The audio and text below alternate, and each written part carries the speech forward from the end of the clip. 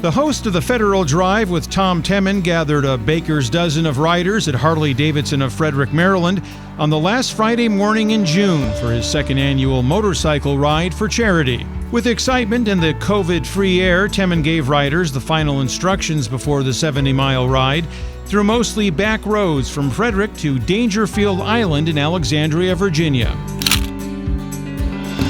And then I would caution everyone to just be aware that when you merge from Chainbridge down onto the GW Parkway, that can be kind of a tricky merging point because there's 3 lanes into 2 type of things. It's going to be an easy pace. We're not going to tear up the roads.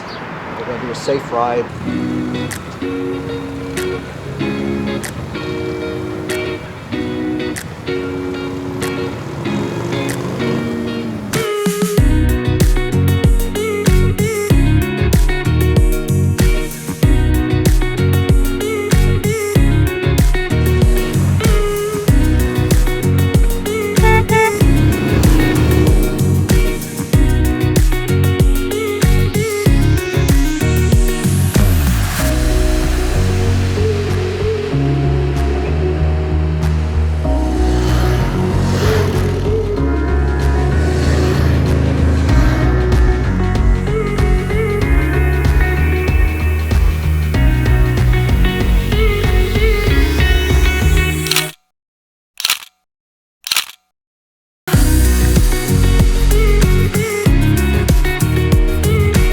At Dangerfield Island, Temin introduced 2 of the event's sponsors. I want to ask Steve Charles, one of the great gurus, really, of the federal information technology industry and a personal friend and motorcycling mentor to me personally. Steve, couple words.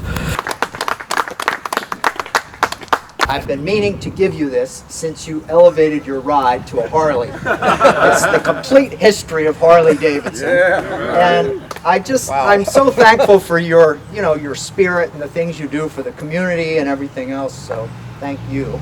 And I would also like to welcome up Tom Suter.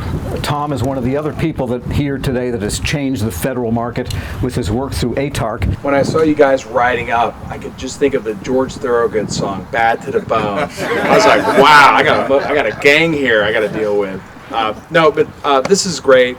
Really like to have ATARC involved with this. And definitely Tom. Round of applause for Tom. The charity ride raised $9,000, nearly double the amount from last year.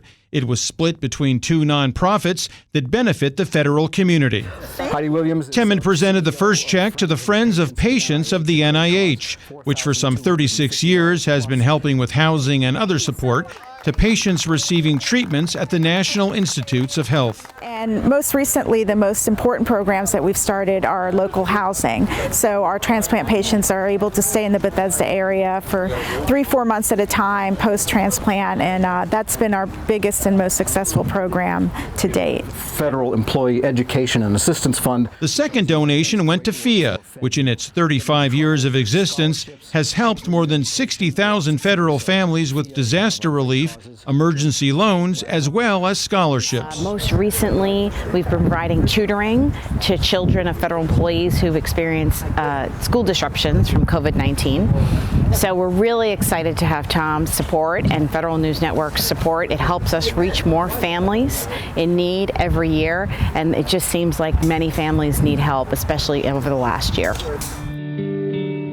Plans are already in the works for the 3rd annual charity ride next year to raise more money for feds in need, with a scenic motorcycle ride through another part of the D.C. Capital Region. I'm Peter Maserlian reporting for Federal News Network.